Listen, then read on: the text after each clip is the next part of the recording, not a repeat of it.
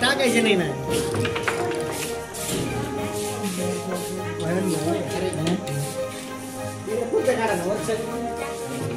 आता काय केलं सध्यापुरती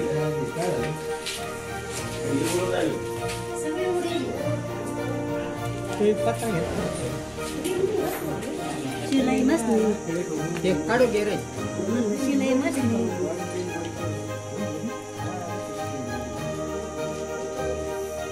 सारा अख्खा संसार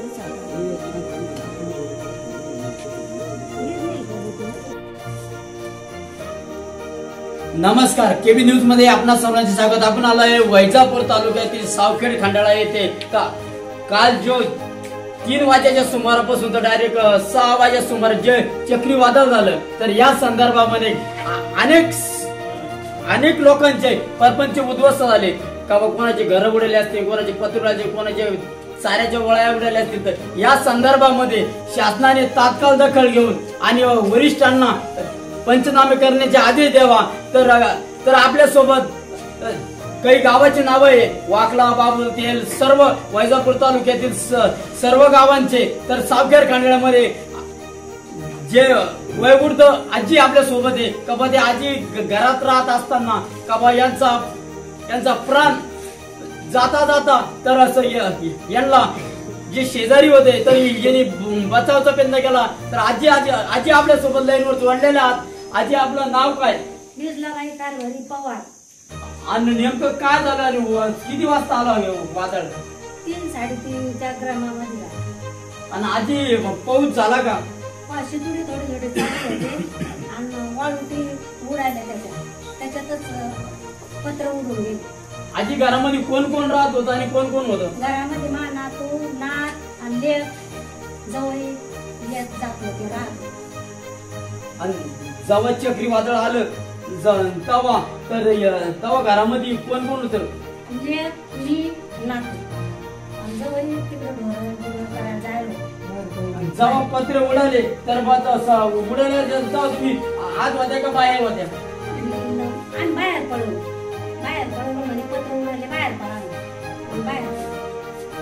आपल्या सोबत सर्व नागरिक आहे, गावकरी आहे. तर आपल्या सोबत सरपंच आहे. सरपंचांची काय प्रतिक्रिया पाहिजे? चक्रीवादळ झालं तर सरकारने काय करायला पाहिजे?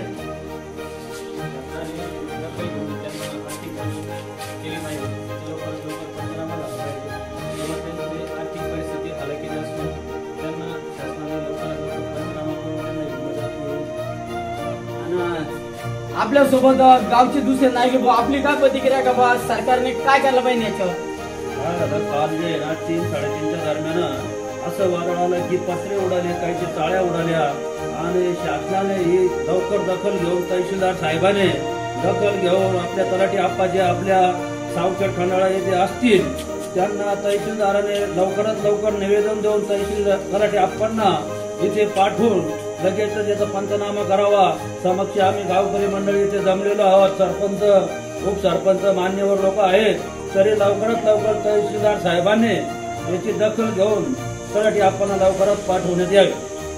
जर तहसीलदार यांनी टाळाटाळ करायचा प्रयत्न केला, तुमची पुढची भूमिका काय राहील गाव कार्य करताना? आम्ही तहसीलदारांचा टाळाटाळ करण्याचा प्रयत्न केला तर आम्ही सर्व गावकरी मंडळी तहसील इथे जाऊन तिथे आम्ही बसू आणि कमीत कमी 50 लोक आम्ही तहसीलच्या आवारात जाऊन तहसीलदारांना निवेदन देऊ आणि हे काम का होत नाही अशी त्यांना विनंती करू.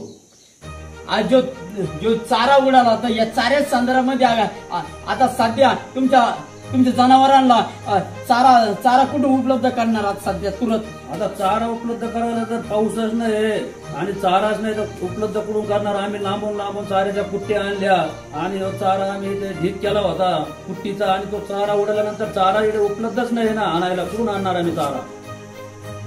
तर आपल्यासोबत दुसरे नागरिक आहेत, बहुतेक एक गावचे नागरिक आहेत. तर आज आजींची जे घरांची पत्र उडवलं याच्यावर आपली काय प्रतिक्रिया आहे गावचे नागरिक म्हणून?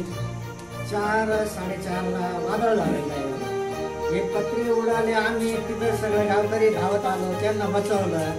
यांनी सरकारने एवढंच करा की तहसीलदाराने यांची सर्व पंचनामा करा, पाहणी करावं आणि यांचे काय असेल त्या हिशोबाने त्यांना निधी द्या मार्ग. आपली कागदी केली बापू, तुमची कागदी केली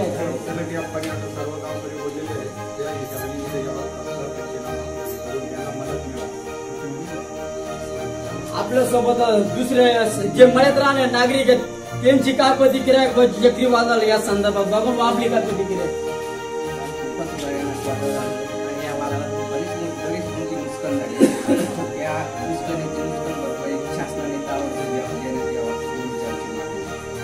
सर्व आपण बघू शकता की गावकऱ्यांच्या काय प्रतिक्रिया आल्या. जर अन्यथा जर याच्यावर जर शासनाने जर टाळाटाळ करायचा प्रयत्न केला असेल तर याच्यात सर्व गावकरी आत्मदानाचा विसर येईन अशा गावकऱ्यांची प्रतिक्रिया येत आहे. केबी न्यूज साठी मुख्य संपादक संदीप गायके, सावखेड, खंडाळा.